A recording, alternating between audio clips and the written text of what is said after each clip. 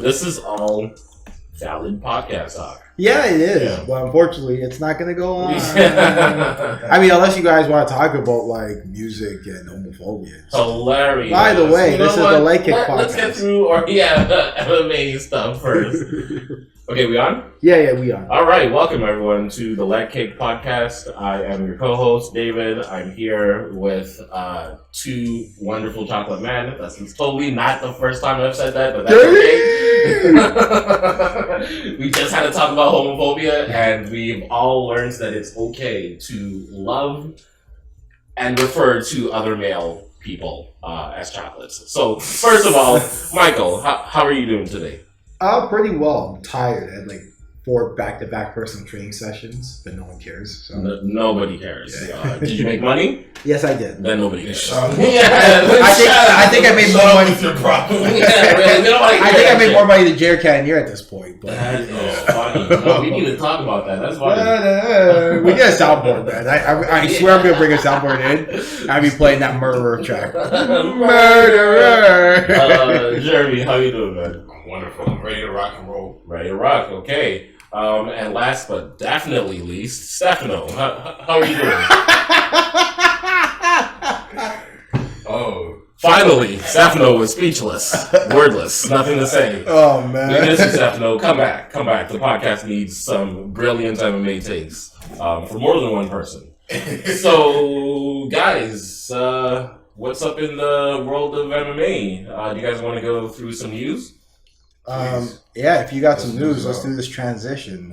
Transition first, of course. Yeah, usually we start off with like some kind of weird topic, but I don't think we have one today. No. Nah. Wait. Oh, wait. No, Stefano's not here to tell the story. So, what was the story? Stefano basically found himself walking through East Harlem with a bright orange suitcase for groceries and a blue polo shirt. Well, he got robbed. No, he didn't get robbed. But yeah, did he live to tell the tale? Like, man, jeez. Stefano, don't do them. We don't do them things, man. I hear Harlem's good now, though, or better. I mean, gentrification will do that to you. Yeah. We'll smooth things out, but you know, hilarious. Come back, Stefano. We miss you. Okay, so transition. Awesome. Let's get into the news and views of the week. Okay, so beginning. Stipe Miocic says he's offended the UFC did not call him about the interim heavyweight title bout. I guess my question to you guys is, do you think Stipe should have got the call before Derek Lewis? In a technical sense, yes, but he just got knocked out 3 months ago sense. Right. You know? Like, hilarious. But then why make an interim title if he just got knocked out 3 months ago? See, if the title just changed 3 months ago. Here's the thing. I think Dana White, like the problem with when you have a numbered event is Dana White really wanted a pay-per-view for the heavyweights sometime around that time. Like you know, August, you know, whatever. And he wanted Derek Lewis on that card because Houston, and Derek Lewis is a hero in Houston, right? Again, speculatory. Right, I'm not saying this is what Dana White actually thinks. I'm just saying if I had to play armchair booker, this is what I would want, and I'm pretty sure Dana White would want that too. Right? So he wanted some sort of belt on the line, not with Derek Lewis on the like being for it, like not opposite Derek Lewis, but he wanted some card in Houston where Derek Lewis, if he got a big win, can call out the winner of so and so versus so and so. That fell apart. So what do? You do the next best thing and have Derek Lewis on there, who, by the way, is coming off of a win streak. Mm-hmm. It could have been Stipe, but you know what? If I had to be honest, I would have rather gone in that spot. I don't think I think Gane definitely deserved it.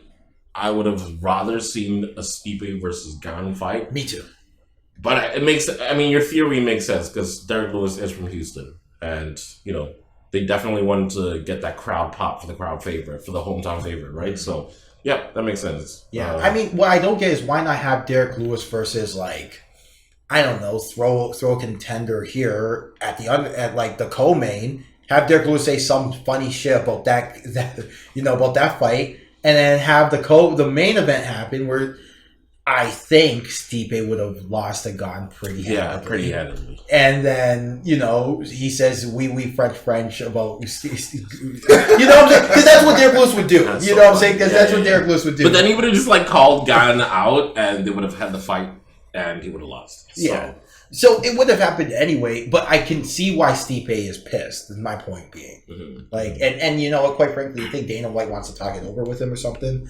And, if I'm Stipe, I ask for my release at this point because he's been disrespected up and down. That's true. Right? And that's true. This isn't like a one-time thing. It's been remember when he basically broke the record for most amount of title defenses and it was kind of ho-hum? Mm-hmm. So at this point, I think it's the first thing you say is I want my release. Right? And then go from there. That would be a shame to see Stipe. Well, walk away, but you want to see him. My question is Dana White able to put his ego aside? This is a real question in order to keep Stipe. I feel like we talk about this every week. No. Yeah. But he's gonna keep Stipe. I know what your answer is. Yeah, I want to hear Michael. No, he's gonna keep Stipe. He's gonna keep Stipe, but he's not gonna pull his ego to the side. He's gonna be like, listen, you're under contract, and it is what it is. Suck it up, Buttercup. Oh shit! I didn't know. Yeah. But if he asks for it, so then you kind of gotta be a man, Stipe, and let your morals or your principles guide you. Here's my thing. You're not beholden to that contract, right? Well, here's the thing about the UFC contracts. I'm surprised that, again, I always say this on a broken record. This is why I wanted Andrew Yang to get in office, because Andrew Yang would have solved this. Andrew Yang wouldn't, no disrespect, Andrew, but you would not have solved anything. I'm getting less, the older and older I get, the less convinced I am that politicians can actually change anything. Well, he was going to look at the contracts, that's all I'm saying. And hilarious, he wasn't going to look at shit. One of his staples was, we're going to take a look at non-compete clauses, because this is getting ridiculous. He cited the UFC as the number one example, so. I just think, man, that guy's just full of weird liberal fantasy land ideas that would never actually work in the real world. Centrist ideas that just they just would never there's too much red tape for any of that stuff to work, in my opinion. But you know what? All power to him. This is not the Andrew Yang political podcast. My point being though is that these contracts are freaking weird. Yeah, no, for sure. You're both under contract but not an employee. Not entitled to any kind of benefits or anything. When you're retired, your contract is frozen. And the UFC can cancel your contract at any time, but you can't cancel yours. It's weird. Speaking of which, the UFC canceling contracts, the UFC has recently parted way with Damian Maia and Jimmy Rivera. Sad times. Damian Maia, legend of mixed martial arts, Brazilian Jiu-Jitsu, grappling in general. It says here that he dropped to 0-2 in the past two contests after coming off a 3-fight win streak. He's 43 years old. Thoughts? He's 43 years old. Yeah, right. I just would have liked, why? You see, this is the thing the NBA does I really like. Why not a one-day contract or something? You go in front of the Brazilian crowd in the press conference and say Damian Maia is having his retirement, and he does a speech, he thanks so and so and so and so, and goes, you know what I'm saying? To be fair, they kind of do that. They do kind of do that. I would say the main difference between NBA and mixed martial arts is just the violence involved. An NBA player wouldn't. I don't know. I'm just talking right now, but I feel like you couldn't really do that because, I feel like they do kind of do that, but you just have to be on good terms with the UFC. People Michael Bisping, he retired, pretty much had a victory lap, and even DC as well retired and was still in the good graces of the UFC. So the UFC kind of gave him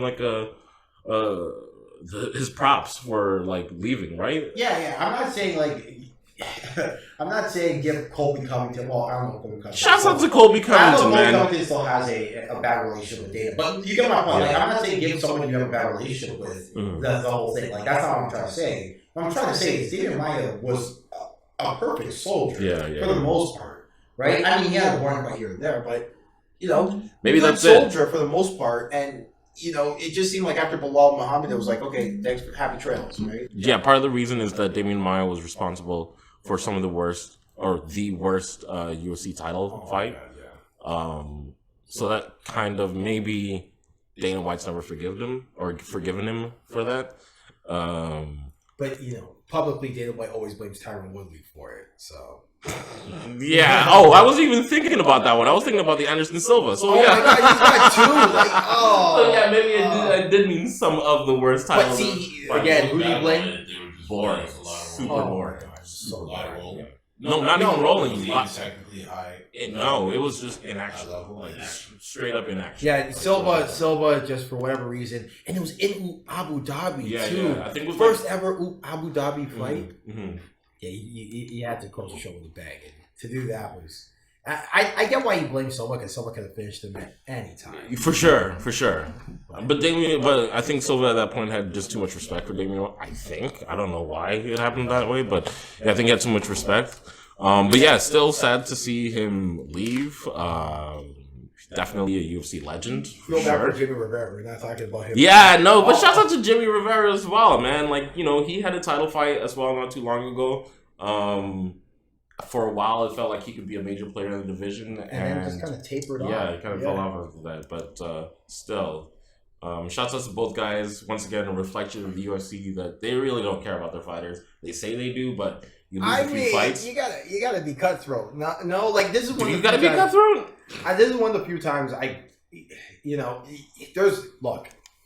there are a lot of guys in the regional circuit right now who are killing it. And you got to make room, right? I guess, but I don't know.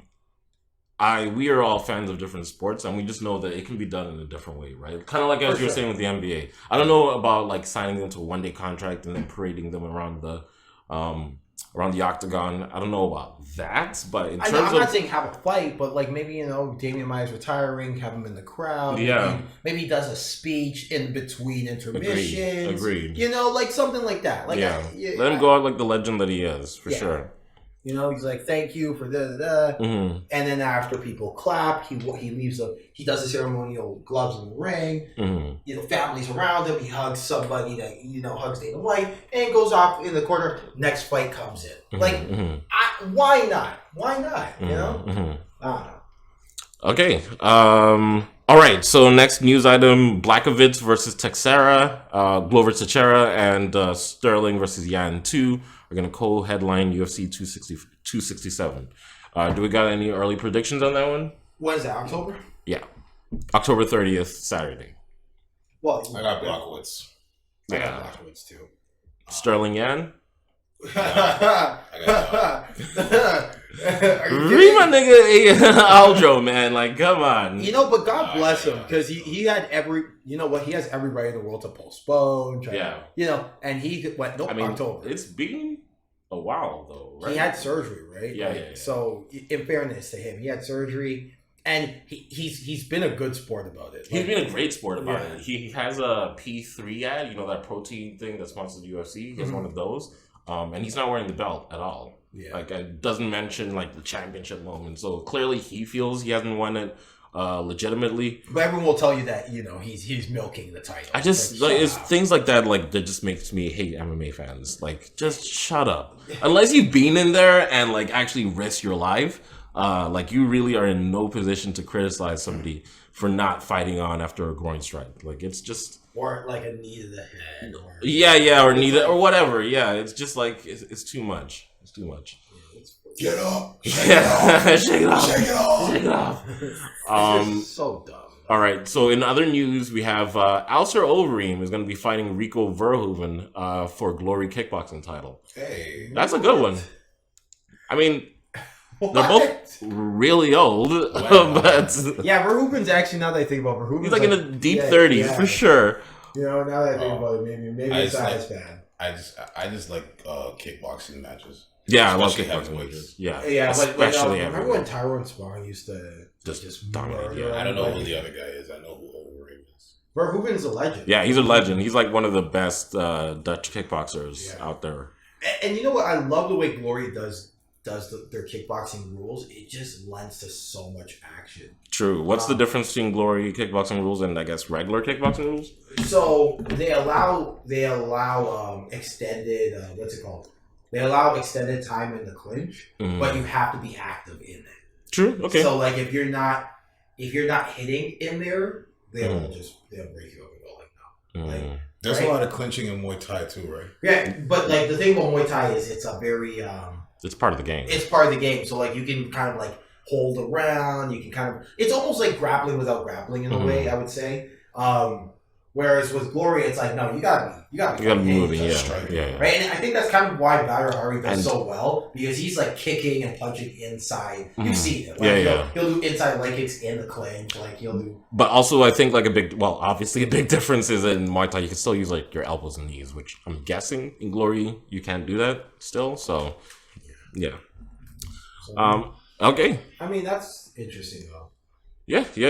And then Bellator rebooks Gallagher versus Mix for November 5th. Yeah, Gallagher is really interesting because Gallagher had after he got owned by Bandejas and got the sidekick from hell. Oh yeah.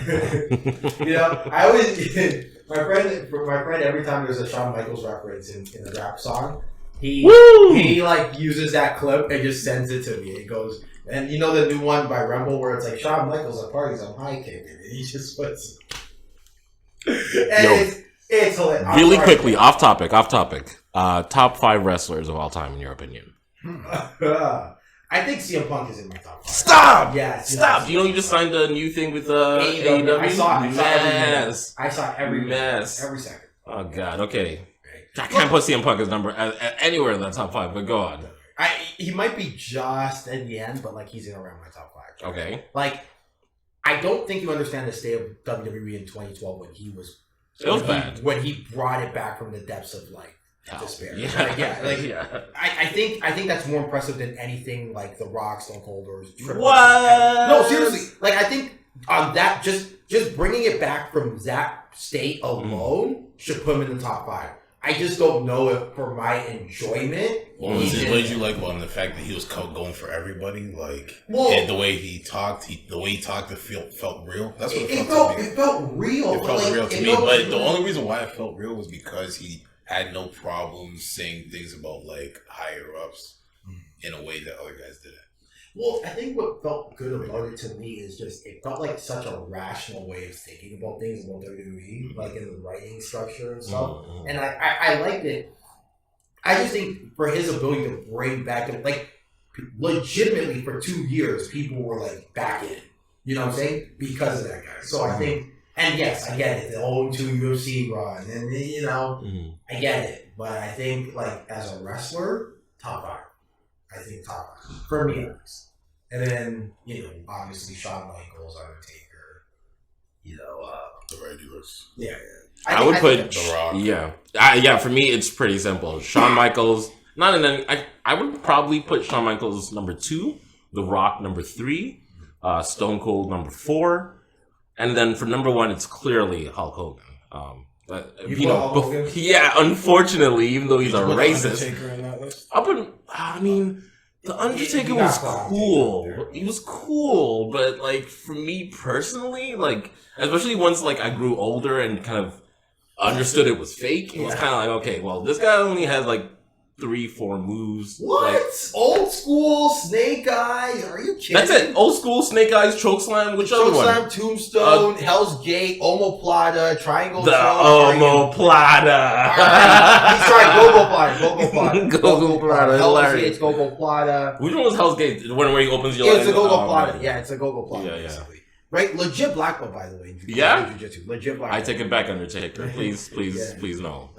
What's the criteria for this? Let's say what moves, personality, just best in general. I would say like to be a good, you have to be performing. Number one, you No, can't but just he be was like a good performer. Like, So he was a good performer, but in his day though, especially I feel like towards the end he was like. Okay, towards the end when he's 50 and has when he's 55, yeah, like a bajillion neck surgeries. Yeah. Bajillion knee injuries. I mean, if we go on performers, then why is Kurt Angle not in the top Kurt Angle 5? should definitely be in that top 5. Yeah, like he was one of the like best 6, performers. 7, Yeah. But, you know, it's just for me, Kurt Rey Angle. Mysterio. I was just about to say, he's- like, I don't want to drown this conversation on too long, but Rey Mysterio, I might put in my top 5. Listen, Jeremy, let's hear your top 5. Yeah, sorry. Shawn Michaels, Shawn The Michaels. Rock. There's no particular order. I don't know. Me either. But Rey Mysterio, I feel, would be in there. Undertaker. And you know what? I might even throw Booker T in there. Booker T was like underrated. Underrated. Yeah. But yo, you know what's crazy about our list? Not one person said Stone Cold. I said Stone Cold. You said- I said Stone okay. Cold. I would definitely put Stone Cold in there. You know, I think like he, in terms of what you were saying about CM Punk, he definitely brought that. He was CM Punk for attitude. Yeah. But also, I throw, even though I don't like him very much, Triple H somewhere in that 5, 6 as well. Because man, his fights were always the most exciting. I feel. There was a run from like 98 to 02 that really turned me off from Triple H, though. Like, remember Evolution? Like, I loved that I though. loved In Evolution. hindsight, I loved it. In hindsight, like but the Legend Killer RKO. Come on, man. dude. But like, there was like a period where like they were winning every title and doing everything every weekend. It was just like, I was not fucking with it. I don't know, man. Like I personally like at the time I didn't really like it, but in hindsight, I think like it was a smart move and it was kind of a cool concept. You know, but like the younger guy lose every once in a while though. Like, you know what I'm saying? Yeah. Like, I don't know. It was a little bit OP. I'll be honest. It was a little bit OP. It's part of the reason why no one fucks with John Cena, right? Because like John Cena was the man, but like he went in there and won every single. Yeah, week, so after a while it was like, okay, come on, man. And then he started doing like the weird soldier salute, and like, okay, what is going on here, man? Remember when John Cena was a rapper? Yeah, we've talked about this before. Stefano, what do you think about pro wrestling? Yeah, Stefano. Yeah, who are your favorite rappers? Favorite wrestlers? Yeah, right. Great job. Yeah, exactly. Very insightful. Thank you, Stefano. Very insightful. All right. Do we want to do the fight breakdown, or do you want to get into the remix? Do you guys want to talk? Like, I feel like we should save that to the end because it was a good card. It was a really good card. Okay. And I let's be honest, we're gonna talk like 3 fights and maybe 3 things about the other cards. Yeah. In the UFC card, which was a good card. It was just decent. saying. It was decent. Yeah. It was decent. So let's go into the fight breakdown and then go into the. Okay. Okay. Tran. Hold on. Transition. There it is. Ding, ding.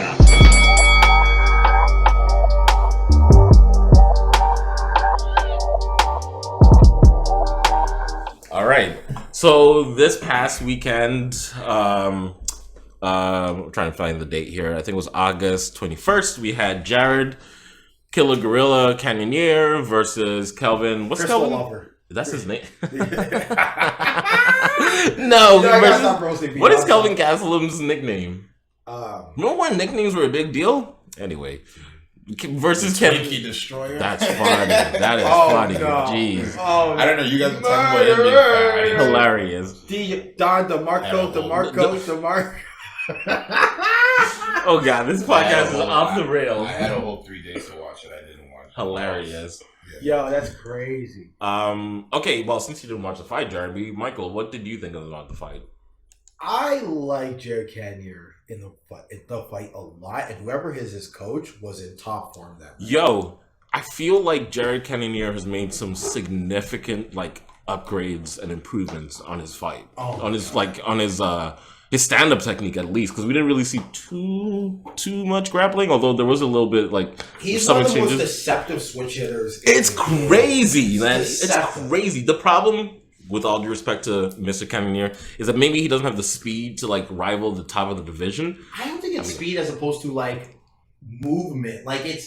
He just because he's definitely very fast. In the pocket, you know what I'm saying, and he's very fast. Sure. I meant more his movement, kicks. but his kicks are fast. It's just not how to explain this. You're thinking fast in terms of Wonderboy Thompson, sure. You know what I'm saying? Yeah. But I'm talking point A to point B. he's got the speed. It's just he doesn't have the fluidity or the movement. Yeah. Let's say Yeah. a seasoned karate guy or like a Darren Till or something like that. And you know, I don't think you necessarily need it. Like I raved to Jimmy about George Foreman like quite a bit. And George Foreman is a guy who I Great think, boxer. you know, exemplifies that whole. As a boxer, you don't need to necessarily have fluidity or generate a whole lot of swing and miss or generate a whole lot of movement to, you know, To dominate. to dominate. Not necessarily to dominate, but to be good defensively, have a high fight, to display a high fight IQ, and to get guys on counters and on tricky stuff. You don't need to be this fleet of foot, fast, tricky guy. That's true. Right? And Jared Cannonier was tricky. He got especially later on in the fight. Got Calvin Gastelum on a lot of tricky stuff. Yeah. Was deceptive with his switching. Hit the outside leg kick a lot. Beautiful. Right? Hit the body kick a lot. Knew when to stand his ground, which we'll get into with Ugas, by the way. Knew when to stand his ground and when to pull. Knew when to...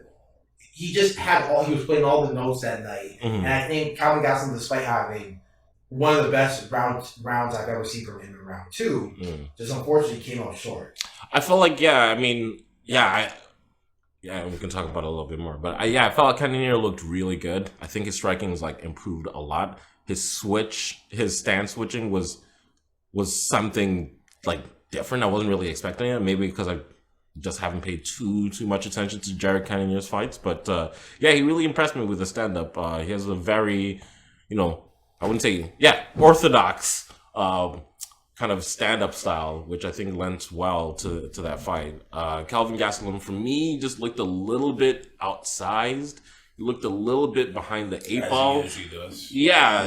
He was quick. Don't get me wrong. He was super, he looked like he was super bouncy. But, I just don't feel like he was hurting Jared Cannonier like that. Although he definitely has power in his hands, but I don't feel like Remember he was knocking people out left, right, and center. But that's because people weren't expecting it, right? And he comes in weird angles and with weird rhythms in his punches as well. But Jared Cannonier kind of knew all of his tricks, stayed safe. For the most part anyway. And I thought he won pretty handedly in my opinion. I thought 48-47 was a little close for my book. But that was a close fight. I didn't see that. No, it wasn't like a runaway victory, but I felt like Cannonier had a pretty clear advantage. Maybe I was just biased because I knew he was winning. He won before I watched the fight. In this 10-point must system, what 4 rounds did Jared Cannonier win? Because I had him winning 1, 4, 5. Okay, I'd have to go back and watch it because it has been a while. My point being is that, while I had Cannonier clearly winning the fight, 3 rounds to 2 is 48-47. Yeah, no, you're right. You're right. As close as it looks, it's still our 10-point win. Yeah, I just have to go back and watch that round 3 because, I don't know. I maybe would have given Gastelum 1 round, but I guess the question is, where does Gastelum go from here? Because what's he on now? What's his losing streak like? 5 of the last 6. That's not good. That's cut territory. You know what I mean? So either he's dropping divisions or... Well, the problem that you run into is that, the 5 of the 6... Killers. Were killers, and he was still competitive. Yeah, and some of them were, title fights. Adesanya was a title fight. Yeah. The Robert Whittaker one should have been a title fight. Title eliminator. Yeah. So... It's you're running into situations where it's you're fighting the best of the best, and you're competitive. Even the Jack Hermanson one where you got caught in the first round, it was a cut. It was a not fluke, but it was a freaky. Yeah, I mean that one he was being irresponsible. I think. Yeah, he was being irresponsible. But when you get caught with a heel hook, is that an indictment on your? No. It's a weird thing because we have a guy, Stefano. Yeah. Stefano, what do you think? Yeah. We have a guy in Stefano who, that's... I'm not going to say, it's his go-to, right? Because he does have other tricks in the trade. But, he's definitely a proponent of if you lose by heel hook, you've lost. That's it. But I do think there is an element of sneakiness to it. Sure. Right? Or surprise to a heel hook that I don't think is an indictment on you as a fighter and that you need to be cut. With that being said, it's a much larger picture of he fights the fight of his life against Adesanya. And that 5th round was one of the greatest 5th rounds I've ever seen from a fighter ever. And Adesanya comes away with the victory. He has a timid fight against Darren Till. Doesn't look his best, but it was competitive. Yeah, it was competitive. Then he loses to Jack Hermanson in that aforementioned kind of freak heel hook finish in the first. beats Ian Heinich, loses to Whitaker, in the best Whitaker I think I've ever seen. Yes. Like I don't know, like maybe the Yoel Romero, the first Yoel Romero fight might be the better. Like I don't know, best Whitaker I've ever seen, and then loses to Cannonier in the best Cannonier I've ever seen, right? And was competitive in that one too. So it's like, what's the performance that you can look at and be like, that's why he should be cut? You know what I'm saying? Because it's hard. It's hard to say he should be cut. Now, what I will say though is, yeah, maybe it's time for him to look at going back to 170, yeah, with a nutritionist and really figuring it out, because I know he was at 170 and he was draining himself and whatever, but like how much of that was, you know, just poor like weight cutting. I hate to say it because, you know, yeah, make the weight. You gotta make the weight, Mike. What happened to that? No, it's not that. It's more than just stop eating the fucking hilarious. Did you say ho-hos? Yeah, the ho-hos. Dude, I love ho-hos. Like, it's got a great name too. Stop eating the ho-hos. Remember those little, like, ho-hos are those little cakes that I know the hostess used to. those are delicious. She used to come home after every school day and sneak one. Yeah, sneak from one the pantry, from the cupboard or the cupboard. Yeah, back in the day. But yeah, like I mean, the icing on top. Oh my god. Oh man. But that's tough though. I mean, you look at hilarious. You look at some of his victories though, like Jacare, Michael Bisping, Tim Kennedy, Johnny Hendricks, Nate Marquardt. I said that wrong, but whatever. Legends. Like, yeah, legends. Like, I don't know. I agree. Like, it might be harsh to cut him, but yeah, 5 of the last 6 is not a good record. Tough. It's an issue of fairness. I do hear you. Like, how can Alistair Overeem get cut after 1 loss? But it was time, though. It was time. But my point is, like, you know, and I understand context. With all due respect to Overeem, I feel like every time you put him up against, like, the top of the division, like, it wasn't close. Like, but Gavin Yassem's in the same... Well, not... I wouldn't say it wasn't, but that's the difference, right? It is close. He just loses. It's like he's like and the difference is like Overeem was like what 40 something when he got cut. Like Gastelum is like not even 30, right? He's barely 20. Yeah, he's 29. So I don't know. I get it, dude. Eh? Crazy, and he's been fighting for like what, like it seems like 10 years. Yeah, exactly. So shouts out to Kelvin Gastelum, and you know he's a fellow pothead, which I can get behind. But I just feel like, yeah, it's a tough. That's why he's eating the ho-hos. Maybe, honestly, maybe I'm gonna keep it a buck. Like I'm here drinking a bubble tea because of the same reason. So yeah, it's no, like hey man, for all we know, he has a nutritionist and he's really trying his best. For all we know, right? And maybe he just looks the way he looks because he looks the way he looks. Like keep in mind, Daniel Cormier was really making a commitment. Yeah, with his nutritionist, and like he was I always say this, the best I've ever seen Daniel Cormier. Like I liked him 220, 225 sure in the heavyweight division when he had the nutritionist. He was going hard in the But I also feel like light heavyweight DC was one of the more dominant fighters we've seen in the UFC as well. You know what I mean? Like that victory. You didn't see switch kick Daniel Cormier moving around these heavyweights, hilarious on their head at the same time. Daniel Cormier. That was. Like, it was a treat. Like, go back and watch him versus Bigfoot, watch him versus Josh Barnett, watch him versus Roy Nelson. It was a treat. Fair enough. I think that was him at his best, in my personal opinion. And he had a nutritionist now, and he was really taking it seriously. And where he could lose weight, change the physiology of his body, but still not feel weak. Yeah, right, but still not feel weak and drained from the weight cut. Yeah. And the only reason why he did the weight cut in the first place was because Cain Velasquez was going to... It was going into heavyweight. Yeah. So the point being that maybe it's not that Calvin Gastelum is eating the Hostess cupcakes and we're really coming for. Yeah, really. I'm sorry.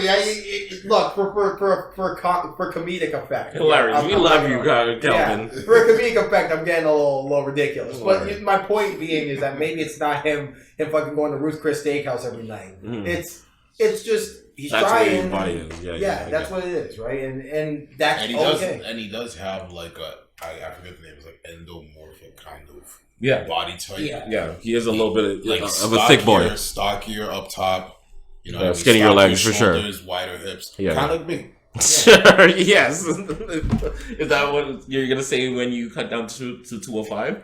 Bro, I'm trying. But yeah, no, like it maybe my point being is that like I hate to do. I am the first person to get on somebody about making weight. You know this. Everyone knows this. It's become a meme at this point. But maybe it's just he's trying but not succeeding, and you know what it is, right? Yeah, for sure. But you know what? The funny part is, I don't love his chances at welterweight either, because you've got some absolute killers, like absolute killers in that division, like an Usman versus Gastelum fight. You know, I don't like that one for Gastelum. I don't like that one. But you know what? I would want to see like a Gastelum versus a Masvidal, for example, like that.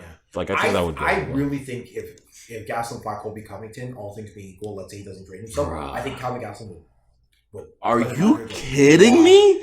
Colby would absolutely drag that dude to hell. I don't think you realize how good of a grappler. He's a good grappler, but he also couldn't get Cannonier down. So, in fairness, Cannonier is hard to take down. Do you think Colby Covington could take down Jared Cannonier? No. What? Michael, come on, man. Not reliably. Come on, man. Not reliably. Like this is the same Colby Covington who dominated RDA. RDA is allergic to wrestlers. Fair enough, but he's a good grappler too, though. RDA, you should use Robbie Lawler if anything. Hilarious. Robbie Lawler had one of the greatest takedown defenses for a while. And yeah, then back in the day. Yeah, and then all of a sudden fell off a cliff. But this is the same Robbie Lawler who got like a bulldog choke by what's his name? Ben Askren. Ben Askren, exactly. Which was fantastic. I remember seeing that live, and I was like, "What?" All those fights seem so long ago. Yeah, remember when we were excited about Ben Askren? Oh my god, I was so happy when that happened. I was like, Jesus Christ, give him everybody. Give him Mazza, give him Till. Yeah, give him, because we gotta talk about Jake Paul versus Thing. Oh yeah, that's this weekend. Oh yeah. Okay, we'll check it out. We'll get to it. But okay, anyway, okay, let's go around the room. Calvin Gastelum, should he drop down the welterweight or not? Yeah. With the nutritionist. Who's his next fight? Cannonier, who's his next fight? I don't see anybody other than Darren Till. Okay. And Darren Till, who's Darren Till facing this week? He faces someone September 4th, right? I can look that up quickly. Darren Till is facing Derek Brunson. I really, really, really, really like that fight for Darren Till. If he, with all due respect to Darren Brunson, if he doesn't win that, I don't know, buddy. I don't know. You know what? I will say Derek Brunson. He looked really good in the last fight against Edmund Shabazian. He looked really, really good. Yeah. And then he schooled Kevin Holland. Yeah. And I called it. I can't lie. I did call it. I mean, I didn't see that coming. I thought Kevin Holland would be I remember sitting right crafty. Here. I remember sitting right here at Stefano, and me and Stefano were talking about it. I was like, I think Derek Brunson's going to take him to school. Jeez. Because he's a bad... I was like, because Kevin Holland's a bad wrestler. I remember saying it. Yeah. It's on the podcast for everybody to remember. I mean, who would have known? Like, Kevin Holland really can't wrestle like at all. Like at all. No, I remember it because I remember him facing Thiago Santos, and Thiago Santos is not the greatest wrestler. And Thiago Santos was putting him on his ass. But that was like his first fight, though. I know, but like my point being is that Kevin Holland seems like a guy who doesn't work hard. Who doesn't work on his wrestling. Like that. So, and then Jack Ray took him down with ease too. So I was like, okay. Remember when Kevin Holland? I know we're off topic. Kevin Holland was supposed to fight Khamzat. Oh my God. That would have been bad. Oh my God, that would have been bad. What we know now. Hilarious. Yeah, that would have been bad. Oh my God. Anyway, speaking of top level wrestling, moving on to the next fight, we had Mark O. Madsen, not Marco. Mark O. Madsen versus. Is it Michael? No, Mark O. Madsen versus Clay Guida. Yeah. The co-main. What are your thoughts on this one? I wasn't impressed with Mr. Madsen. What? Oh, sorry, hold on. Yeah, I wasn't really impressed with Madsen. Okay. I gotta say.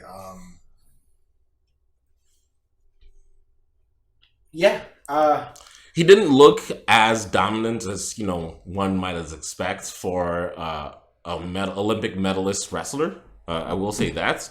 But you know what? Clay Guida, come on. But honestly, I was very tired just looking at Clay Guida because his fight style is just like full on for the entire 15 minutes that you're in there. I don't know how he can still do that. Yeah, I really don't know. I really don't know. And his technique is not the cleanest. Let's be honest. But I thought Madsen looked good, man. I thought his stand up looked, if a little bit rudimentary. Even though it looked a little bit rudimentary, like he looked like he had more power than Clay Guida. Look, I'll say this: if you told me Clay Guida won that fight, I would have no argument. What are you talking about, That's Michael? that's how not impressed I was. That was a clear. No, I think it was clearly Marco Madsen's win. I just think that, like, if the judges, Sal Diamato, God bless his soul, we'll fuck up a card once or twice, and if he said 29-28 Clay, I would have been like, I could see it. I mean, yeah, no, I'm not rolling with that. I'm not rolling with that. I thought like Marco Madsen won that one pretty handedly as well, but I thought Clay Guida looked good for his age, and as I said, his cardio is effective shots. I'm just saying, like, what he hit him with a lot more overhand rights. Overhand rights. Yeah, I thought Madsen. Oh, man, it's just been so long since the fight that I can't even like do that like memory thing that I usually do. But yeah, I thought Madsen looked good, man. I thought his stand up looked solid, if a little bit rudimentary. I thought he looked solid. Good jab though. Yeah, he had a good jab, had a good like low kick. I thought his didn't take Clay Guida down, which is weird, or was having trouble doing it, but yeah. But I mean, yeah, that was weird. I'm not gonna lie. That was weird. No, look, but he's not like a. He's a Greco-Roman wrestler, right? So a lot of his wrestling comes in clinching, right? Yeah, I guess. He's last time I checked, he's an Olympic medalist. Yeah, he is an Olympic medalist, but also like he's like later in his career, right? He's like in his late 30s, and plus this was a really emotional fight for him. Shout out to Marco Madsen and his wife, because his wife had recently found out about her multiple sclerosis. That's right. She's diagnosis. Yeah, so. He was fighting for a bigger cause, and he was really pumped when he won, and that was nice to see. Because Yeah, no, you know what? Maybe I should be so critical, I guess. But I mean, look, there's the performance, there's the fight, and then there's the stuff outside for sure. The human element of it. I thought it was a fine fight. I thought Madsen did well. I'm excited to see him face somebody else in the division. I think it might be a little bit late for a title run, if I can be honest with him. Well, here's my thing. Let's say he did that to Half-Yell Fiziev, right? And shut Fiziev down. That would have been impressive. That's, what I'm saying? But it's Clay Guida. Like, I'm not saying that to be mean. No, I get it. I get it. Like, even I'd even take Bobby Green after what happened with I love Bobby Green, man. Let's say he shut down Bobby Green like that. Although that fight would not play out like that. Of course. No. But see, that's my point. That is my point. Like, but Bobby Green doesn't want to wrestle like that. Like, I feel like he would probably have had a better chance against a very striking heavy Bobby Green than a Clay Guida, who's more than willing to like mix it up and has pretty solid wrestling as well for MMA. Fair enough. Okay, so the next fight, I'm gonna skip it because this is the fight that I fell asleep at. The Porter versus Chase Sherman fight. No offense to these gentlemen, but you know what? I gotta say it was a little fun, like seeing two big guys just kind of go after it. Yeah. It was sloppy, I'm not gonna lie. Yeah. It was fun sloppy. Like, you know what I'm saying? Like, I might go back and watch it, man, but I didn't enjoy it at the time. But dude, it's crazy because it's like they're moving like they're underwater, but like to them it feels like it's like lightning quick. But like I can relate, guys. I can relate. So that, like, hey man, you know what? You judge them relative to your competition. Yeah. And when you see, like, what was it? What was the fight before? Because that fight was Kakramanov. That's when I want to talk about Kakramanov versus Trevin Jones. Yeah, when you see that, and that was a sprint. Yeah. And then the boys get up there and they're huffing and puffing after moving it. I was very surprised in that Kakramanov. Moving on, that fight, because I thought Trevin Jones would because this guy took the fight on 8 days notice or something like that. I thought it would be like a walk in the park for Trevin Jones, and round one, Kakramanov came out and showed Buddy, bro, there's levels to the striking thing. And I thought Trevin Jones' striking looked basic, for want of a better word. I really think he's going to look back at that and hit the Muay Thai pads or something, because he did not have a single answer for Kakramanov. And even when he got to the grappling exchanges, which I think is his strong point, right? He's, if I'm not mistaken, a championship grappler. I didn't think he had a huge advantage, and I think he was kind of second round I would have given it to him, but that third round, eventually Kakramanov gets the better of him in the grappling exchange, and sinks in the guillotine. So I don't know, man. I thought Kakramanov looked good, if a little bit cocky, but yeah. When you're able to sprint like that and you're still fresh. Yeah. It was a sprint. I really enjoyed this fight just because it was a sprint. I knew nothing about Trevin Jones going into this one, so true. Yeah, all I know about him is what the commentator said, which is like he has a huge, like, I think he's like a world champion Brazilian Jiu-Jitsu guy, if I'm not mistaken. There's like 50 world champions. I know. Who cares? Like, I know. No offense. Yeah, I mean, you're not a world champion. So. I'm not world champion, and like, you know, it's an accomplishment for sure. But it's like, you know, keep in mind, there's like 80 weight classes and like 4 different belts. So if like you win, you know, you win world champion, what is it like? Where like you really need to know. For what? Is it absolutes? Is it your weight class? What belt is it? Are you in what division is it? What world championship? I think he was like a no-gi world champion. Yeah, but like, is it like, for example, are you winning ADCC? Are you winning a Mundial? Are you winning like some like random organization that just happens to have a world recognition to it? You know? Might have been ADCC. I don't know. Let me not make something up. No, I don't know. I'm just saying. Like, but anyway, next one, because I wanted to harp on Vince from Hell Pichel. I like this guy, man. I really like this guy.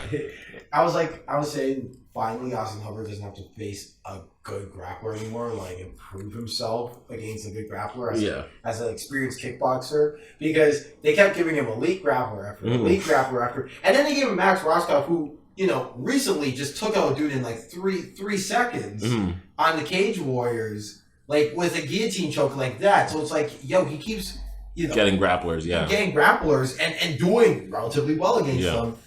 And finally, he can face somebody who's going to stand and bang with him, and then all of a sudden, Pichel can box. Yeah, man. Like, I like that guy, man. What happened? I love his mustache. I love his fight style. He looks mean. He looks like the kind of guy you would see like outside of like a motorcycle club or something like that. He looks, you know what? I hate to say it. My friend said he looks like Donald Cerrone. And sure. Like, he looks like one of those like stereotypical. Like, you know what? Let me self-censor what I'm about to say. But I said he looks like one of the guys from, like, you know, the guys who did YMCA. Like Village People. He looks like the policeman from the Village People with his mustache. So shouts out to Vince, but I don't really want to talk about that fight. The Pantoja versus Royval fight was good.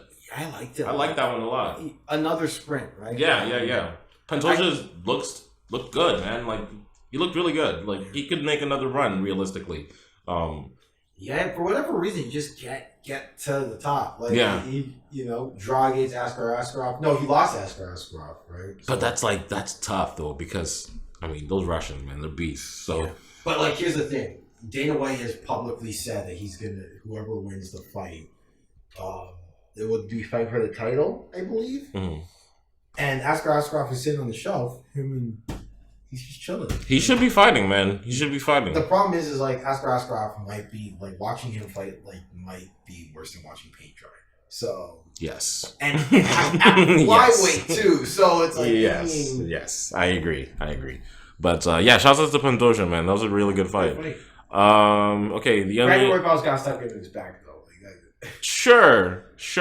But I thought it was like his defense looked okay in round 1. You know I think that's the thing with him. Like he's so good at back defense. Yeah. Like maybe it's just like from what I remember, he was doing like a lot of I don't know the technical words, but like a lot of like rolling. You know what I mean? Like rolling. Yeah.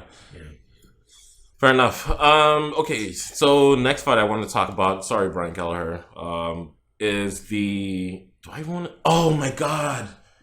Is it what's their name? I can't remember her first name, but Nunes versus Malecki. This might have been the most one-sided fight I have ever seen. Yeah. This poor lady, Malecki, your typical like kickboxer, tall, lanky, has like a great resume. Bruh, this Brazilian chick, let me not say chick, this Brazilian woman puts it on her in ways I've not seen, like... Even like the Shevchenko fights are. She looked like a left-handed Vanderlei Silva. Literally, she was just sprinting into range and just banging this girl in the face, man. Like, and there was nothing she could do about it. And the knockout is probably, you know, maybe I'm biased because, you know, I don't like watching women get hit in the face. It was brutal, man. She literally like clutched her face and like crawled to the floor. It was bad. Well, see, you know what? It's funny you say that because everyone still gives Stephen A. Smith a hard time for saying he doesn't like seeing women get hurt. Yeah, I mean, and but MMA, that's... and it's like, oh, like how many other MMA players have said they don't like women MMA? I don't like watching people get hurt. Period. Yeah. But like, I especially feel bad when it's women because we live in a society exactly. where, like, unfortunately, like it's like that. Yeah, exactly. So you know, but hey, you say that to Stefano, all of a sudden, Stefano thinks you're a Stephen A. Smith. No, I don't know, like, it's well, you know what? We don't got to speculate. Stefano, what do you think? Okay, but yeah, no, I thought Nunes looked really good, man. Like, her hands were busy. Not the cleanest of techniques, obviously, but like she was almost like she was like. Was Vanderlei the cleanest technician back in the day? No, he was not. No, he was not. But he was deadly, man. And So, Nunes also. Yeah. Malecki, she's got to think about that one. That was rough. That was a rough beatdown. You think she fights in the UFC again? Then like you? Maybe one or two more if she. Yeah, maybe one or two more because that just seemed like a really bad matchup, and she had like a significant height difference, height advantage over Nunes That's too. usually what the issue is like if a woman is fast enough and they get under you. Yeah. And you got power too? Like, Like, Armin Azatar is like the king of this. He gets under you and it is a wrap. Yeah. Right? He can get, like, there's some shorter guys who, like, it's almost, being short is almost their Advantage, yeah. Which is ironic what we said about Kelvin Gastelum. And for a while, he was like that too. Yeah. Like, he gets under you and he hits you with a 1-2 and it's a wrap. Yeah. But, you know, like, that's the way it goes sometimes. If you can get under somebody and somebody doesn't meet you level to level, and that's the problem. Like, not enough, I'm not going to say it as like a Bob Rush, this could be an overgeneralization, but not enough gyms are teaching guys teaching taller fighters to meet the short fighters shoulder to shoulder. Well, Mike, and use the length. You're the one who's been criticizing me for fighting nipple to nipple with people. So, but what I'm saying, when I say shoulder to shoulder, I mean level shoulder to shoulder. So what I'm saying is, you know, let me explain this. I'm gonna walk over there and stand up. Okay, right? If let's say David, should I be stand up? You know, because you're taller, That's not gonna work. It's not gonna work. Jeremy, stand up. Let's say, come ready. Say Jeremy is okay. Let's say Jeremy is like 5'7" and I'm like 6'2", right? Mm-hmm. What I'm saying is, if Jeremy crouches down and wants to get under me, so Jeremy crouch down, pretend as if you're crouching down, right? I have to meet him level shoulder to shoulder and execute my jab. Now, it works better in boxing because obviously kicks are hard to get out when you crouch. Mm-hmm. But the idea is that like you can at least use your arm's length and you don't lose your reach going downward with your arms. And Malecki, unfortunately, was running into this problem where this would happen. Yeah. And then that allowed Vanderlei Silva's knees to get in there. I got a really interesting question off mic, but you know what? We'll save that for off mic because Nunes looked interesting. Okay. Oh, you're asking if she's on the sauce? Anyway. Sazul, the Mexican that ragu, I guess. William Knight versus Fabio Cherant. This was a fun fight, man. Over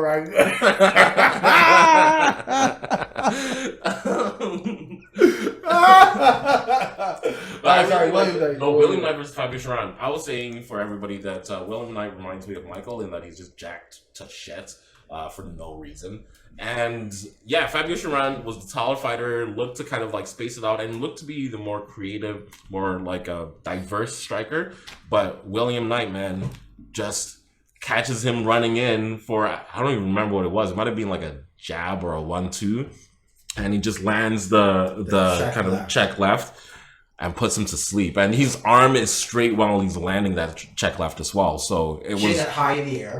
Sky high. And literally like DC and everybody were like, what are you doing? Like, you're going to get knocked out. And as soon as they say that, like, he just like lands that check hook and it is good night. Yeah, I'm excited to watch more of his fights. It should be interesting. Here's what's gonna happen. He's gonna go on he's gonna go on a 2-fight win streak where he knocks people out, meets someone good, and he's gonna get shown the truth. Yeah, I mean, he just fights. There's so many. There's no, and this might sound racist, but so many black guys who just fight like ripped black guys. You know what I mean? Like guys who have clearly been knocking everyone out in the gym. Yeah. And think they can just go like steamroll dudes, and he reminded me a lot of that.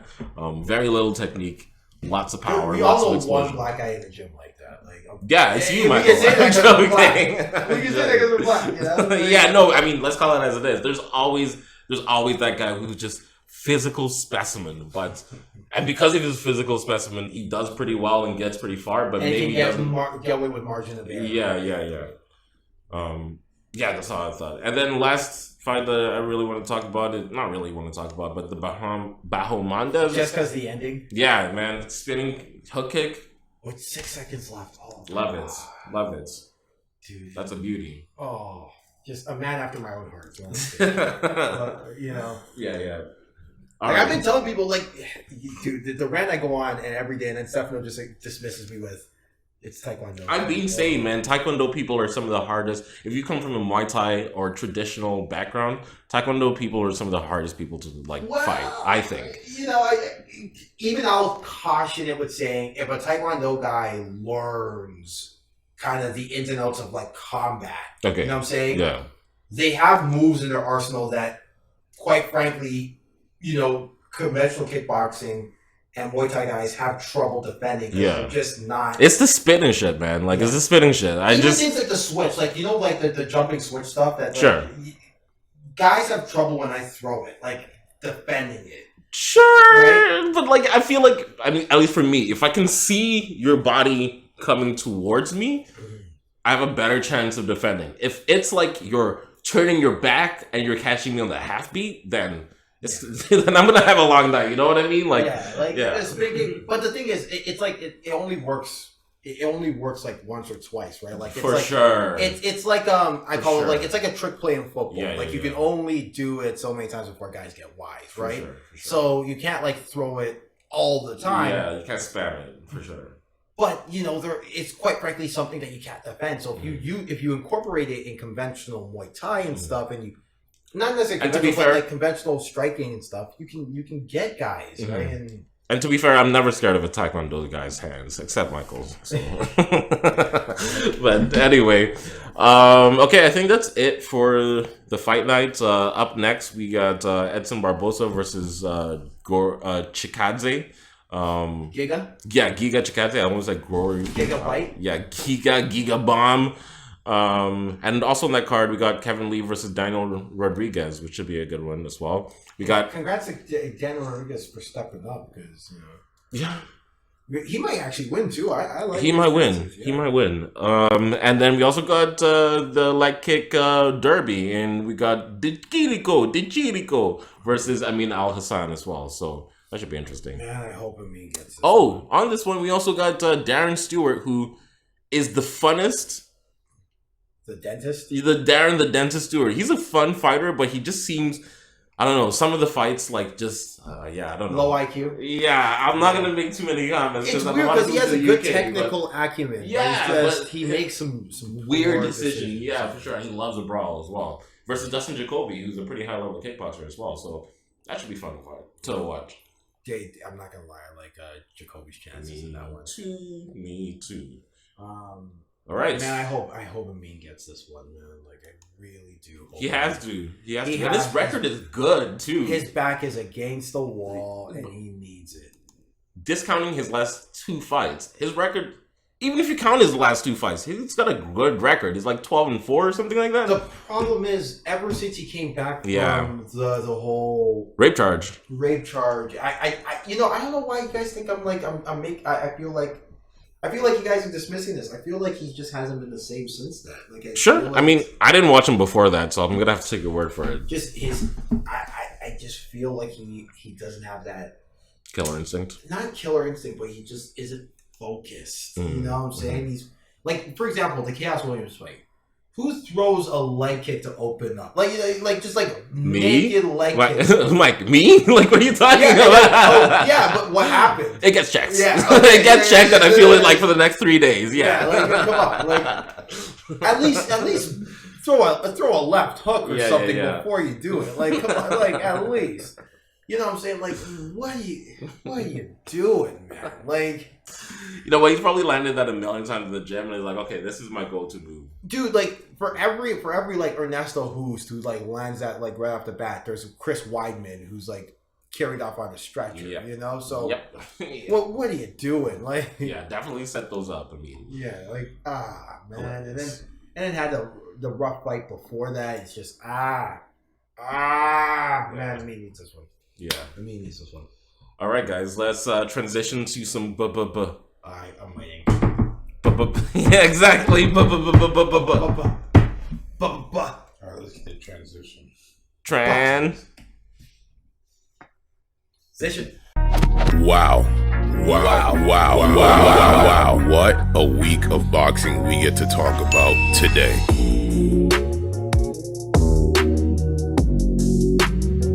August 21st. What? This is a weird news. Anyway, sorry, go on. WBA eliminates. They're getting rid of their interim, yeah. What the hell is that? I wish the UFC would do that. Hold I like on, that. hold on. But let's talk about the main All thing. right, let's talk Come about on. the main one. Yeah, so man, so Yordenis Ugas. If you haven't heard by now, get out from under the rock that you've been living in. Yordenis Ugas defeated Manny Pacquiao, the legend Manny Pacquiao, and this is my initial words on this is we all are eating crow. Because I didn't hear anybody give Yordenis Ugas a chance. Actually, hold on. no. Did I not say he was going to? He did say no. Yeah, he did say that he was going to give him trouble. Publicly. No. I said I was on the podcast Yeah, saying your Yordenis was going to give him trouble, but Manny was going to get him in the 10th. Yeah, I and said also like Okay, well, I don't know if I said it publicly, but I know I said that it was going to be a decision in Manny Pacquiao's No, you said that. favor. Yeah, you said and that. I said that it's going to be very, very hard for Manny. And what I meant by that was that if he didn't show up the same way that if he didn't defy the odds the same way that he defied the odds against Keith Thurman 2 years ago, he wasn't going to win this fight. Just solely based on age and the fact that Yordenis Ugas is a good boxer. I honestly thought that, in my opinion, that Yordenis My other was initial gonna thought- get shut down. My other initial thought on this was that thank God this wasn't Errol Spence. bro. He would. bro. Oh my god. Something bad might have happened. Yeah. to him. He would have got hurt. He would Yeah, have we're got gonna really hurt. He would have got So hurt. thank God this wasn't Errol Spence. I always go back to the time I saw Errol Spence destroy Chris Van Heerden in front of my very eyes. Canadian guy? Yeah, and no, I think he's a Netherlands guy. He's a Dutch guy. But I saw him destroy Chris Van Heerden, and I said it to myself, self-pod, because he's self-pod. I said to him, this might be the making of one of the best boxers I've ever seen. Like, it was, Chris Van Heerden was pretty fucking good back in the day, and he just made him look like an amateur. It was back to Manny Pacquiao. Yeah, back to Manny Pacquiao. But no, you're right. I mean, I think Errol Spence would have done some pretty bad stuff to Manny. And to be fair, for a 40, what is he? 42, he looked pretty good. Like, he wasn't as fast as he was before. And that definitely affected like the cleanness of his the punches he did land, because I just feel like he couldn't get inside Ugas as much as he wanted. Sean Porter couldn't even get inside Ugas. So yeah, that's right. Ugas beat Sean Porter. no, he didn't beat him. No, Sean Porter won really by decision, but I thought Ugas won that fight when I watched. Hold on a second. We watched the same fight. No, he didn't beat him. No, Am I tripping? They fought once and Sean Porter won, but Sean Porter was having a very, very hard time. I'm not saying he couldn't get inside, but he has a very, very hard time because Ugas is a fantastic counter puncher. Yeah, he's a great counter puncher and uses his length really well. But my thing my thing going into the fight was I was thinking that he was going to have trouble landing that jab against Manny because it's southpaw unorthodox, right? And generally, the jab gets shut down just by virtue of you're lined up. For the counter, yeah. Yeah, you're lined up for a counter right to counter left, and jab to jab gets kind of isolated. It's one of the reasons why Ryan Garcia had such a hard time against Luke Campbell, because Ryan Garcia landing that 1-2 was like hard for him because he didn't get that outside foot all the time. All that to say is I thought Manny Pacquiao was going to shut down that jab, pick up on the timing, and make Ugas rely on that straight. And Ugas landed that jab at will. For me. And not only that, Ugas has very fast hands. He has very fast hands. And not just that, I think the thing that surprised me the most was the left hand to right hand battle. Ugas was so tricky. So tricky. When Manny thought Ugas was gonna pull back and Manny would go for his padded flurries, Ugas stood his ground and hit him with something hard. Yeah. When Manny thought Ugas was gonna stand there and he could land that straight, he's out of there. Ugas was out of there, pulls back. Yeah. And there was the stuff like the left hook around the corner. Sorry, the right hook around the corner that Ugas landed, or sometimes going straight down the middle. So now Manny sees the shoulder moving and knows something's coming from the right hand, but he doesn't know what it's gonna be. Yeah. He doesn't know if it's gonna be. Oh, and he lands the straight to the body sometimes. So when he sees this right shoulder turning, he doesn't know what's gonna be. But you know what though? This is all stuff that we expected from Ugas. Yeah. We knew that Ugas was the more technical fighter. We was a better technical fighter. I think Jeremy's in the scene. He knows that. I thought the boxing community. You think that Ugas is People who knew Ugas more technical than Manny Pacquiao? Yes. Wow. Yes. Okay. Yes. Well, Manny if you watch Ugas against Sean Porter, if you watch his previous fights, you see that this guy is technically he deserves to be he's number around, three, yeah. right? Number 3 after Crawford and Spence. Wow. He deserves it because he's a better technical boxer than Sean Porter. Okay. But Sean Porter's Porter and technical is not. Yeah, I was gonna say Sean Porter and technical is not. But does not mix. So yes, I'm saying all that to say that we did know that this was, but we didn't think that Ugas would stick to the game plan solely because Manny Pacquiao knows how to.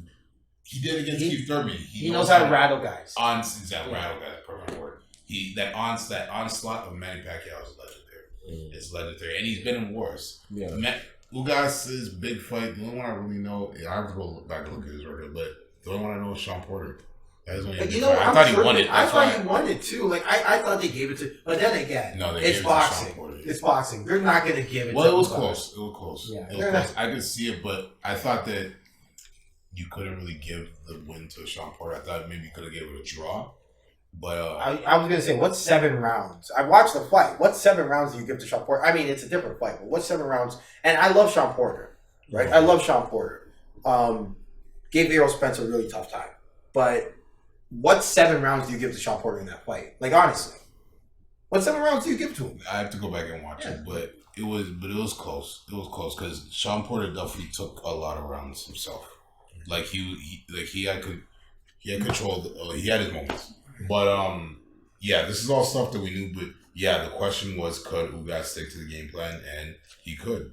He could. Man, So he just did a lot man, of tricky stuff that night, man. Yeah. I was just really impressed with him. I was saying, I think Ugas fought the fight of his life, like the fight of his life. Definitely. I question which version of Manny Pacquiao could have honestly beat him that night. Like I don't think the Manny Pacquiao that fought Floyd could have beat him. I think you got to go as far back as the Manny who fought Ricky Haddon. That's exactly what I was thinking. I think Ricky Haddon, Manny Pacquiao would have not definitely, but it could have given him a closer fight. I just think Manny just didn't look like the old Manny, with all due respect. And I think even he knows that because he was kind of non-committal when they asked him, is this your last fight? He's like, oh, I don't know. I'm going to think about it. So, yeah, I don't know. I think Manny Pacquiao is obviously going to go down as a legend. It's a big win for Ugas, who now, here we are talking about him when literally 2 weeks ago I didn't know who it was. Yeah, beat a still competitive Manny. One of the few times a Cuban guy stepped up to the plate and actually came through the clutch. It's the running joke in boxing. Am I wrong? See, what's his name? Rigondeaux, right? Like Rigondeaux, every good fight. Like I don't know. Luis Ortiz was doing pretty good until he ran into Wilder. Yeah, so. It's the running joke. It's like every big money fight Cuban gets, they fumble the bag. Like, hilarious. But do you think Manny should take the rematch? Because Ugas says he's going to give it to him. Yeah.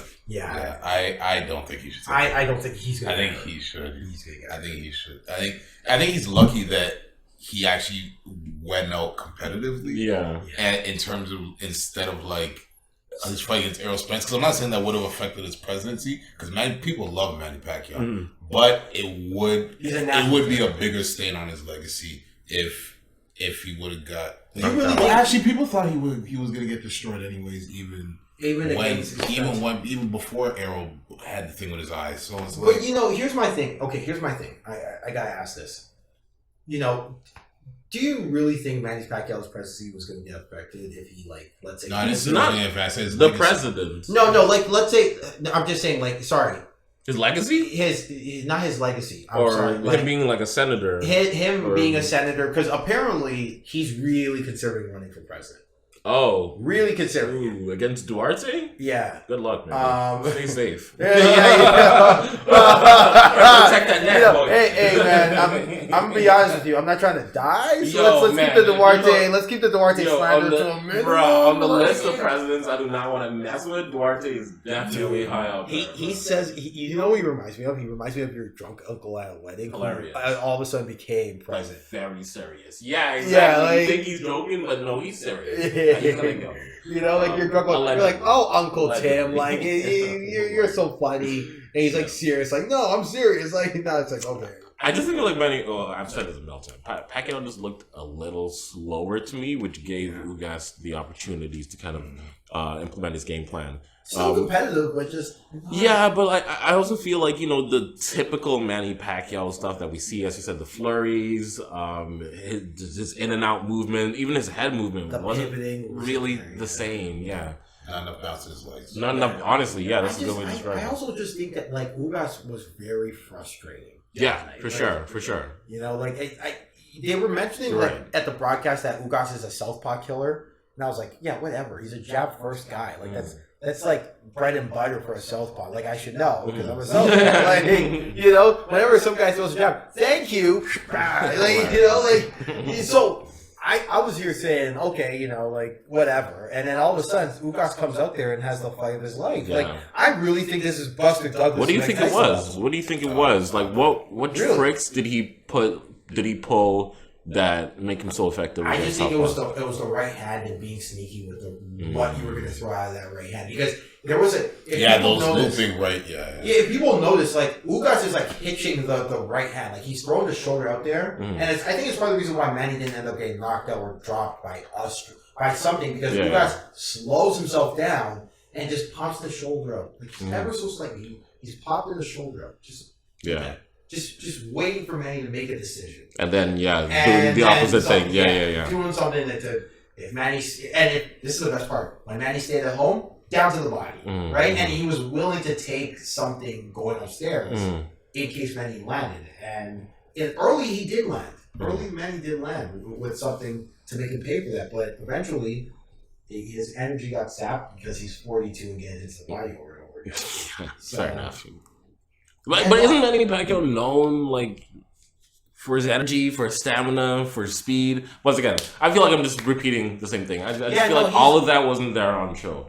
I mean, like, look, he was still. I don't think he was breathing heavy. I just think Ugas had more in the tank. Yeah, he was for more sure. efficient with the gas tank. Yeah. Like Manny threw I think 200 or 100 more punches by the end of it. Damn. Yeah, and landed less. Which says something. Yeah, that's crazy. Now Ugas doesn't have to lie to his fine ass girlfriend about having the real W. Showing his girlfriend. Yo, that his was girl's weird. bad, Man. But he doesn't have to lie to her about being an email champion. He can be like, no, I really won this belt. Now I didn't.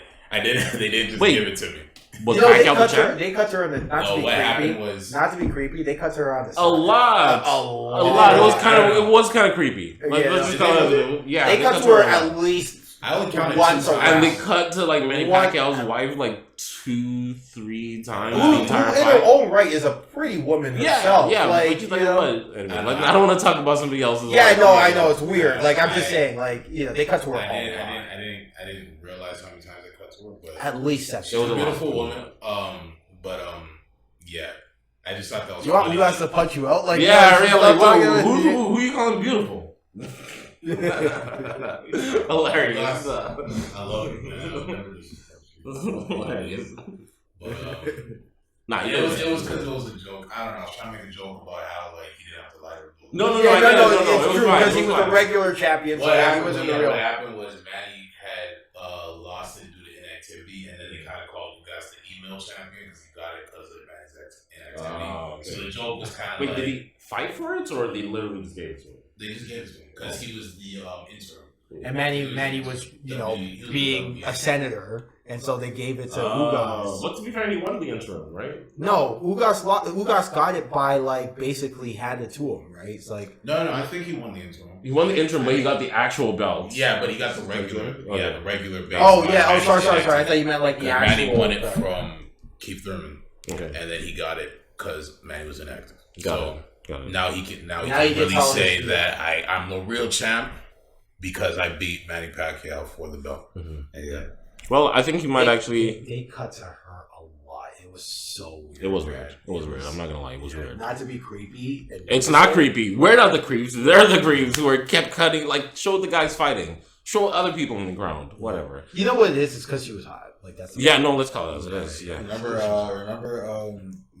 McCaffrey's girl or whatever? Oh, AJ Yeah, my McCarron. God, AJ McCarron. That was that's During one of the the all-time Bowl. creepiest ones. That was a creepy. Yeah, That was the Brett creepy. Musburger They showed her more than the game. Well, in fairness, Matt Teo had the catfish scandal, and the game was already Notre Dame was down by 30 by half.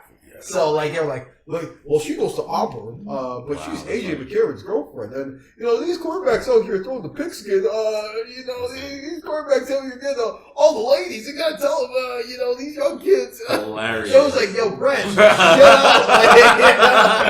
I can imagine But Don't you have a daughter her age? Jeez. she was stunning. hilarious. Yeah, she was. But yeah, you don't cut to her every 5 seconds. Yeah, it's we get That's a it. little too much. She's Yeah, a good-looking that's a woman. little too much. She did modeling or something, I guess. No, she was in a beauty pageant.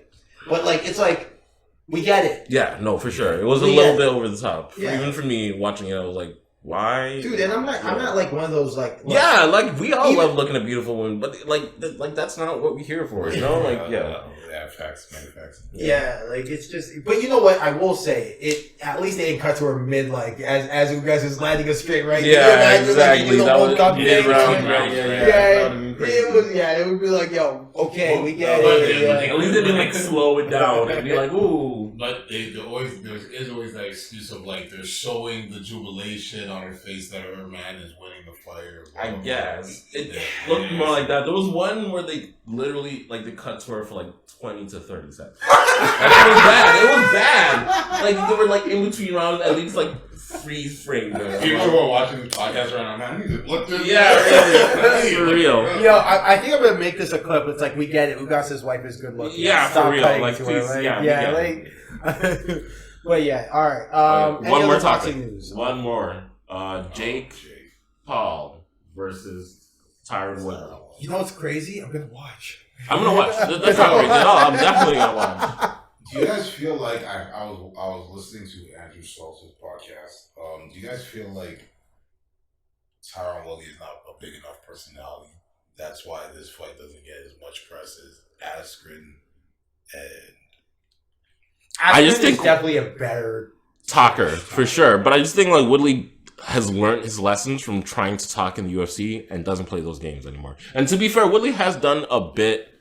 He's done a bit of promotion. Yeah, he's done a Did bit you of guys see promotion. the All Access for this fight? No. So, because this is not under Triller anymore, it's under Showtime. Yeah, that's And Showtime does their All Access for fighters. By the way, Gervonta Tank Davis's All Access got 2.6 mil. This one got 2.4 mil. I think we gotta start talking about Gervonta Tank Davis versus Jake Paul. Oh no, okay. Gervonta Tank Davis as as a star. as Well, a he's star. a hood star, right? So a lot of people will buy Yeah, a lot of black people.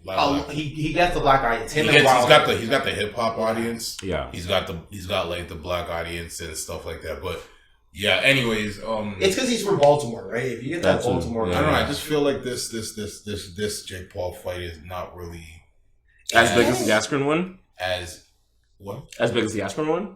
Yeah. Well, I think that the intrigue of Jake Paul was that it was a YouTuber who, in This our was his minds didn't test, think he could fight. But now people are telling you, no, this guy can fucking fight. Yeah. And now it's just kind of a ho-hum. And here's the thing. The problem is, how can you hate a guy who has hit every nail on the head in terms of fighter pay?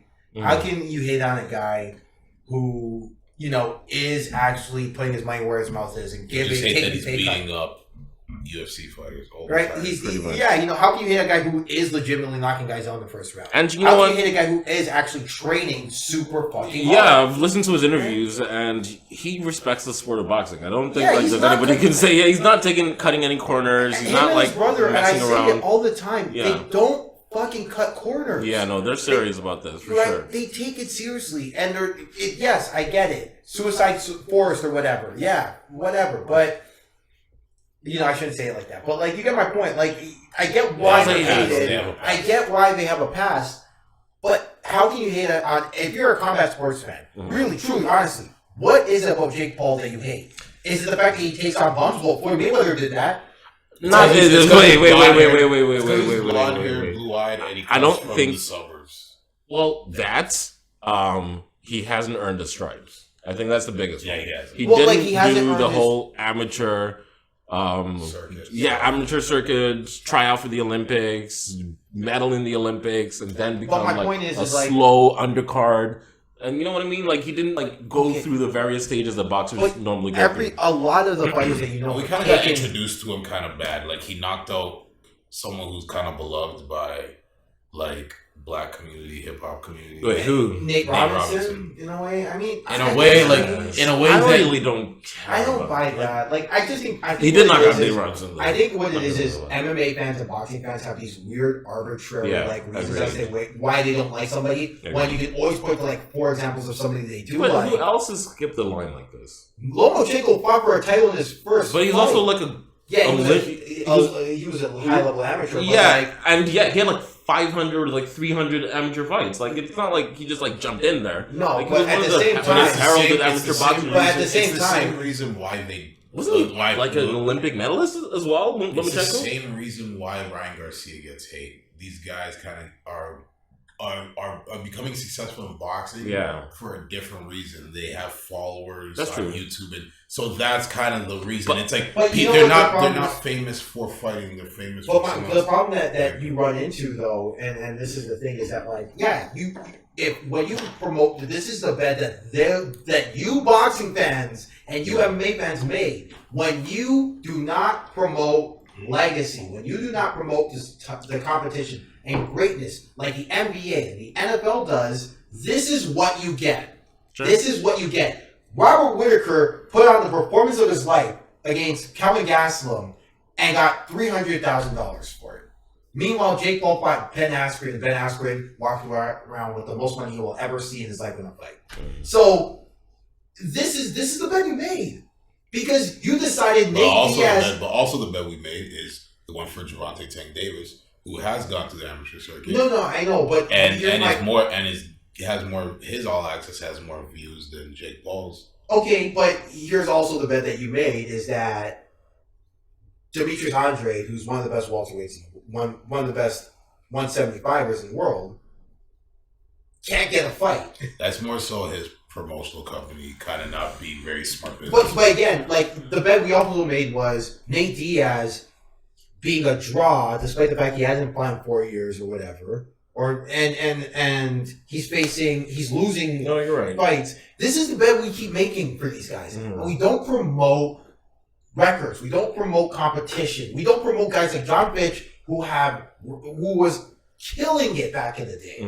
Right? And also, it's also linked to like, I mean, in a weird way, like the UFC, how the UFC doesn't really respect like the rankings of people. Yeah. And it's almost like, okay, you win and your next fight is really determined by how much buzz you have. If you have enough buzz, it doesn't matter who you are. If you have enough buzz, you could realistically fight for the title. But before we get into our predictions, I just want to say this. I think this is the first Jake Paul fight where people are choosing a winner and a loser based on actual boxing skill. It's not like some arbitrary reason like, oh, Ben Askren is a fighter. But It's you know the like- thing about that, while I agree with you to a certain extent, I don't even know we've seen enough of Jake Paul to even like have an educated opinion My on boxing. only thing about Jake Paul, like the only thing I wonder, because you guys know, like I have a guy who's sending me stuff, right? And the only thing I wonder is, what is he like when the lights are on bright and it's the 6th round and it's 3-3? Yeah. You know what I'm good saying? question. Like, what He really what's that hasn't like? fought anybody who's like put up any resistance, with all due respect. Yeah. And then even in this case, while I do think Tryon Woodley will be a little bit of a step up in competition, I don't think that he's still like significantly taller than Tryon Woodley. If I'm not mistaken, it's like 4 inches or something like that. Wow. Yeah, because Tryon was Willie's like like 5'8". I thought he was like 5'10". Yeah, 5'8". Jake Paul's 6'2". 5'8", 5'9". Crazy, man. And I just think like this one is a little bit. Beat Jake Paul's ass. I don't care. You think so? No, I'll beat his ass. Hilarious! You're killing me, Jeremy. You're You killing know me. what? Now I think if I got down to his weight, I think he would have You're problems. killing me, Jeremy. I I think you need. I've never seen you box, but bro, You think I need what? a couple more years. Okay. Couple more years That's fair. before you can step to Jake. Jake That's Paul is fair. knocking out. I don't think so. But Guys that's who've fair. been. There's no way. He knocked out Ben Askren, Nate Robinson, and Edson Gibb.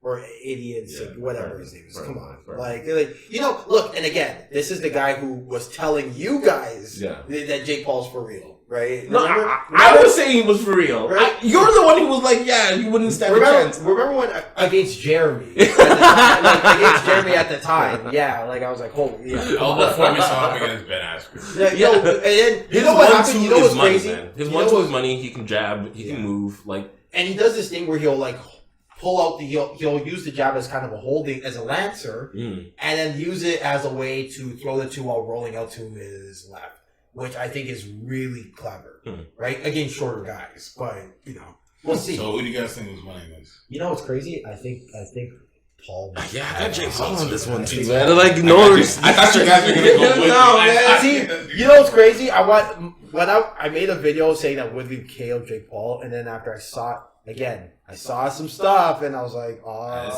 don't know. and I was like, oh no, I don't know if I should Woodley, because he's got such a big height disadvantage. I would assume like a wingspan disadvantage as well.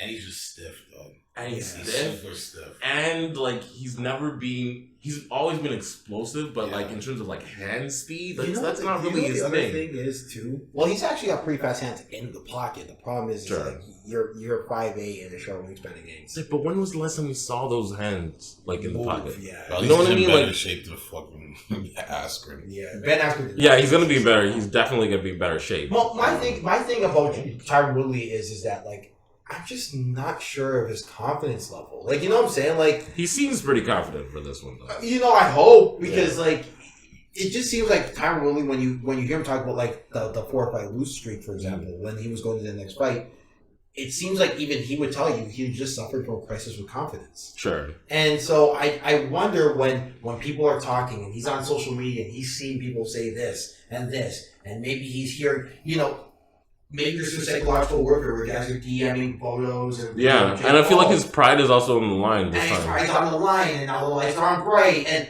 again we talk about that 3-3 with Jake Paul and Tyron Woodley. Mm. We start with Jake Paul and Basic University. What happens when it's 3-3? I'm talking like 3-3, lights are on bright, and you need a round. You need a round. In What that do you case, do? I would You give know my what, money to Woodley. In that case, Yeah. I'm more likely to lean Because now on that you're Woodley. speaking, go Yeah, ahead. but because just although I did say this about Ben Askren, because I just feel like he's been there before and he knows what it's like to come clutch in those moments. He but- looks like Bill, like Bart Simpson.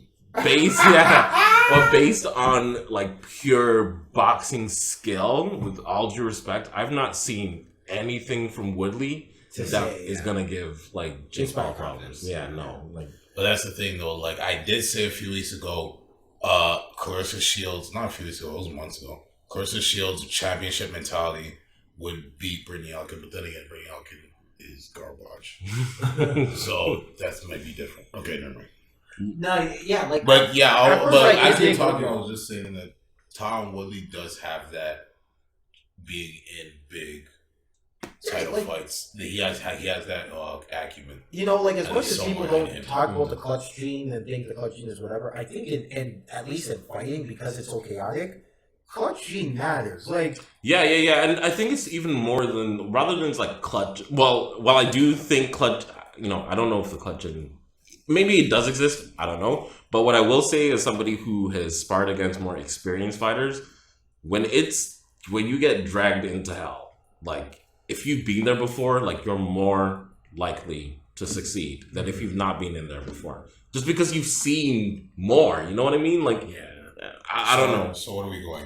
I feel like I'm still going Jake. Yeah, I think I'm going Jakey. I'm still going Jakey boy. Jakey. No, I said but I wouldn't be surprised if Woodley won. I hope he wins. I mean, the video saying that Woodley would win. I have to eat my words if he loses. Like, but there's a sneaky suspicion that he's not like.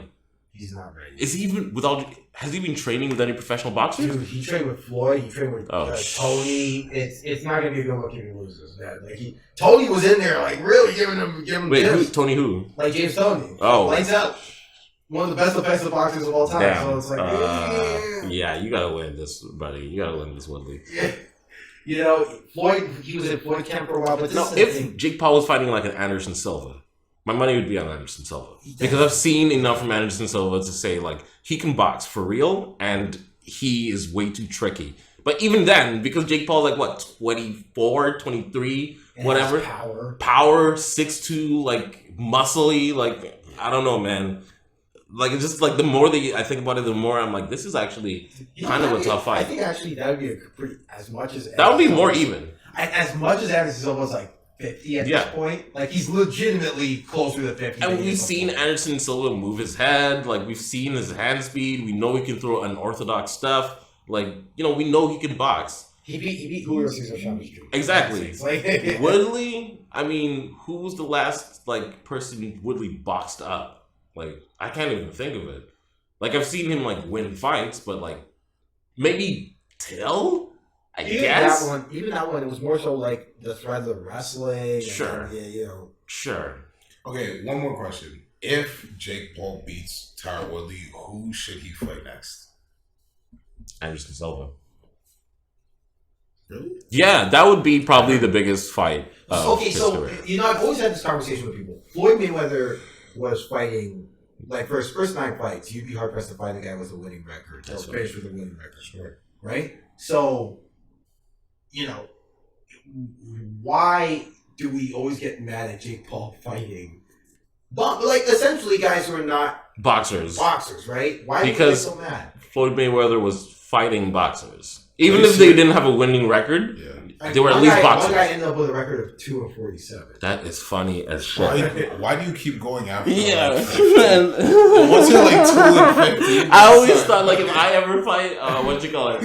I think if I ever fought and lost the first fight, I would still go again. But if I lost 5 in a row, buddy. Like, yeah, I don't know about that, man. Yeah. You know, can you imagine you're like 2-7 and someone asks you for another fight? You're like, you know what, I'm gonna try it again. Man, like it's tough. No, but 2-7. Well, 2-7 is a professional level. I haven't seen though.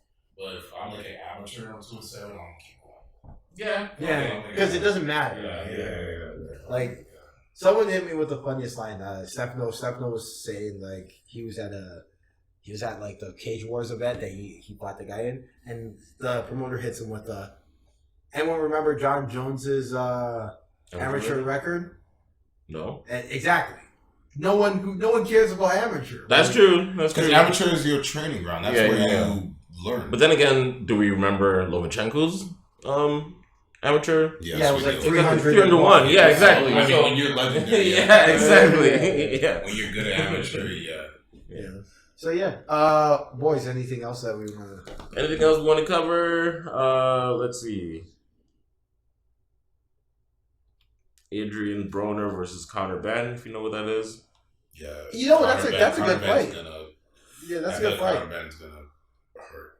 Adrian Broner. I really think it's gonna be. Actually, I don't know. I didn't It see depends which Broner's Adrian. last fight, but I heard it wasn't that impressive.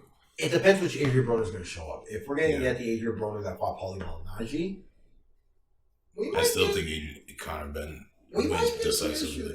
I'm not gonna say he's gonna destroy him, but I think he wins decisively. Conor Ben is fast, uncomfortably fast. Right, but see, this is the thing. Adrian Broner has uncomfortably good reaction time.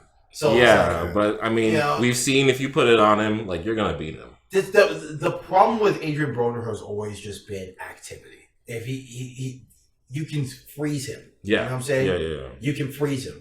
And I think the problem with him is he wants to be Floyd Mayweather so bad. Yeah. You know what He I'm wants to saying? be like this excellent defensive, and his defense is good. Yeah, but it's you gotta not like you gotta open up. You know what I'm saying? Yeah, There's a reason why Floyd is one of the best. Like it's because it's Floyd. You know what I'm saying? It's Floyd's thing.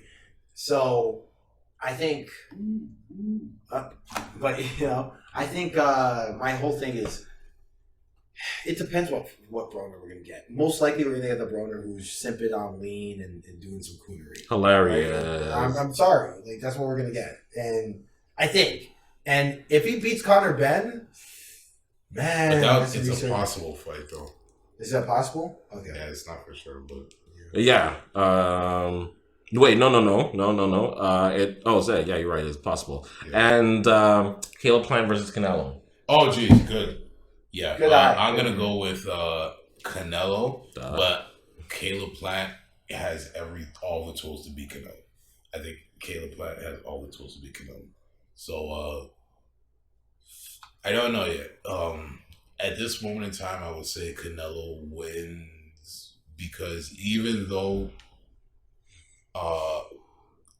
this is gonna be probably Canelo's toughest test since Triple G. The fact is, he has fought a Triple G. Caleb Plant hasn't fought a Canelo, so I'm gonna give it to Canelo. Yeah, I mean, then to be fair, we don't you don't need me to say that Canelo is one of the greatest boxers of our generation, right? No, so every time the lights on him, he seems to perform no matter what. So yeah. All right, boys. I think it's been a long night. It's been a long night. This podcast might go into 2 hours. Wow, and to think we were thinking, oh, we're gonna struggle through this. Not quite. What are we gonna talk about? Oh my. All right. Well, thanks for coming out, boy. Wait, with no Stefano. Wait, Stefano, throw around the children. Well, boys. Yeah. Who's gonna do our offensive impressions nowadays? I couldn't. I was wondering if it was like a good impression. Well, boys. I got nothing. I got nothing. Like, subscribe. Yeah. All right. Okay. Let's just wrap this up. Mike, to play us out. What does that mean? Fuck it, we'll do it live. Do it live! I actually have a marker this time. We'll do it live! In this crazy mixed up world where, Stefano is here over there. David's right beside us. I gotta say, this has probably been Stefano's best episode. I feel like it's the most insightful Stefano we've gotten in a while. Yeah, Stefano really put in something. Yeah, he really put it on the line today, man. Like, yeah. Man, Stefano, you deserve a raise. Yeah, man, carrying this pod, bro. Just remember, you got 3 things. You got life, you got family. For this podcast. You got family? All right. Peace out.